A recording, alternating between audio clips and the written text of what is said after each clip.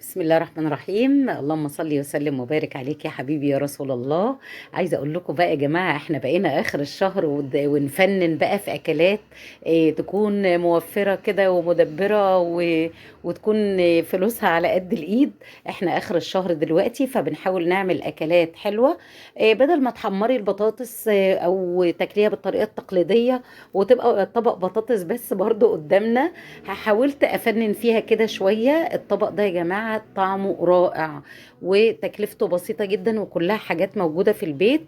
اول حاجه جبت بطاطس كيلو بقى زي ما انت عايزه، نص كيلو. وقطعتها مكعبات وحطيت الزيت كده زي ما انتم شايفين، حطاه في حله غويطه شويه عشان ما يطرطش على البوتاجاز. وهحمر البطاطس بقى لحد ما تاخد لون حلو كده وتستوي تماما، يعني احنا عايزينها تكون مستوية تماما.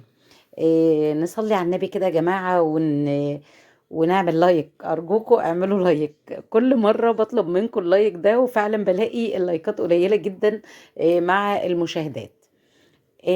هنشيل بقى ونصفي البطاطس كويس جدا ونحط الكمية اللي باقية، وبرضه هتتحمر بنفس الطريقة ونفس اللون وتستوي. عملناهم بقى على مرة واحدة، عملناهم على مرتين زي ما يكون يعني.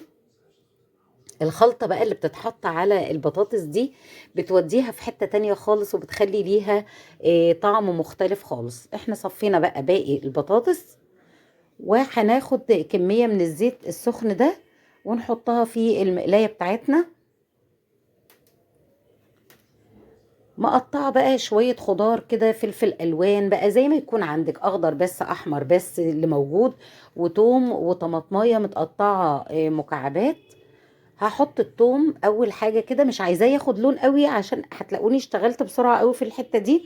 حطيت شوية كزبرة صغيرين فحسيت انه هياخد لون جامد، نزلت عليه بالخضار علشان يهدي التسوية بتاعته شوية، علشان مش عايزة التوم يفقد ريحته ولا يمرر.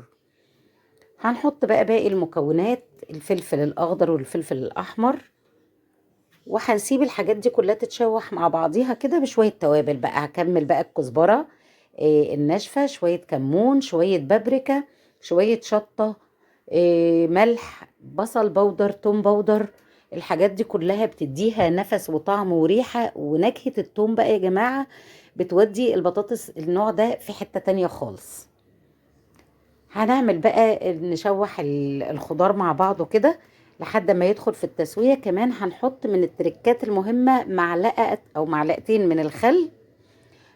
اللقطة بتاعت البطاطس وانا بحطها ما جتش، حطيت البطاطس بقى على كل المكونات دي بعد ما كنت حاطة شقشاق مية، حوالي ربع كوباية مية كده الخضار يستوي فيها. ورحت حاطة كل البطاطس بقى وبدأت اقلب. وتاكلي بقى احلى بطاطس، شويه خضار بقى، شويه بقدونس على شويه شبت، ممكن تقلبيهم فيهم، ممكن تحطيهم بس على الوش كده. تعملي بقى منها سندوتشات تتاكل في فطار وتتاكل في غدا وتتاكل في عشاء. اكل اخر الشهر يا جماعه واكله التوفير. بنحاول نتحايل على نفسنا ونعمل حاجه شكلها جميل. قطعي بقى خضار حواليها كده، انا مقطعه طماطم وجزر وخيار. وخلي الطبق شكله حلو كده، قرن فلفل حامي. ترشي شوية شطة على الوش كده، حاجة مبهرة كده وجميلة، وتتعمل سندوتشات وتتاكل وولادك هيشكروكي عليها جدا. طريقة حلوة قوي، جربوها يا جماعة، تحفة. شايفين السندوتش اللي أنا عاملاه ده؟ بجد والله كملته وأنا واقفة. اعملوا الحاجات الحلوة دي. شكرا ليكم والسلام عليكم.